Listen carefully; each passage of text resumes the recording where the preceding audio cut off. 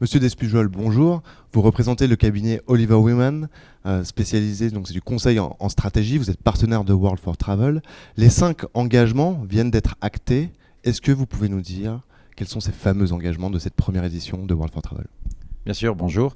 Donc effectivement, il y a eu énormément de discussions avec tous les participants et qui ont permis de conclure sur ces 5 engagements qui se veulent extrêmement concrets. Le premier, c'est avoir dans toutes les offres des options de compensation carbone, d'incentives pour pouvoir comparer des offres plus ou moins sustainable. Le deuxième, il s'agira pour les entreprises, qu'elles soient petites ou grandes, d'engager une démarche de réduction carbone. On sait que ça prend du temps, mais l'industrie est en retard et elle doit le rattraper. 3, comme on le voit à nouveau dans beaucoup de secteurs, les financements vont devoir être de plus en plus contraints par des engagements environnementaux.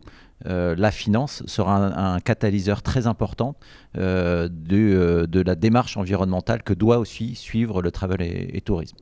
4, l'environnement, la sustainability, c'est aussi les communautés locales. Pour ça, il faut qu'elles soient en co-design des conceptions, des offres dans le futur, et ça doit faire partie de notre engagement. Et finalement, on a beaucoup parlé de global et de local. Le local va être fondamental dans la réussite de ces objectifs. Et pour ça, il faut qu'à la fois dans les achats, le sourcing, les collaborateurs, la formation, tout ça se fasse dans un écosystème local et non plus global comme ça l'était auparavant. Qui est concerné exactement? Est-ce que ce sont les États qui sont venus sur l'événement, souvent en travers de leur ministre? Est-ce que ce sont les entreprises? Qui est concerné par ces engagements? Je crois que pour sauver la planète, tout le monde est concerné. Bien sûr les gouvernements, parce qu'à travers ces actions, ils peuvent eux-mêmes agir en incentivant leurs entreprises dans chaque nation, dans chaque pays, mais aussi bien sûr les premiers acteurs, ce seront les professionnels du secteur. On sait que c'est un marché très fragmenté, il y a beaucoup de petits acteurs à travers le monde, il faut que chacun prenne sa part pour qu'on y réussisse. Et effectivement, dans d'autres secteurs beaucoup plus concentrés, c'est plus facile. Ici, le grand défi, c'est que tout le monde agisse à travers le monde. Ces 5 actes se veulent très pratiques. On va y aller progressivement, mais tout le monde doit participer. Est-ce que ce sera plus difficile pour certains secteurs que d'autres? Est-ce que l'hébergement, le transport est davantage concerné que d'autres?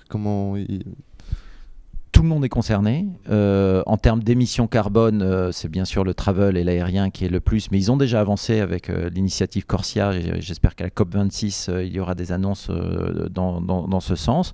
Mais ensuite, il y a la grande communauté des professionnels plutôt dans l'hospitality qui vont devoir agir progressivement là-dessus parce que sans eux, on n'y arrivera pas. Dans ce type de sommet, on entend beaucoup il y a beaucoup de déclarations, beaucoup de promesses. Vous voulez que ce soit extrêmement concret et applicable. Comment concrètement vous allez pouvoir mesurer quantitativement ou qualitativement l'effort de ceux qui se seront engagés? C'est un point fondamental. Effectivement, on peut faire des belles déclarations. On a 2 principes. Un, se concentrer sur 5 actions qui sont réalisables. Et 2, il faut les suivre. Et pour générer un mouvement et être le catalyste. Donc pour ça, chaque année, on a l'objectif, World for Travel a l'objectif de faire une enquête à travers le monde afin de suivre les progrès. On sait que ça sera difficile, on sait qu'il y aura certains secteurs ou géographies seront plus en avance que d'autres, mais le plus important, c'est de créer ce mouvement et de montrer les bonnes pratiques et malheureusement ceux qui vont rester un peu derrière et qui vont devoir rattraper les autres. Merci beaucoup.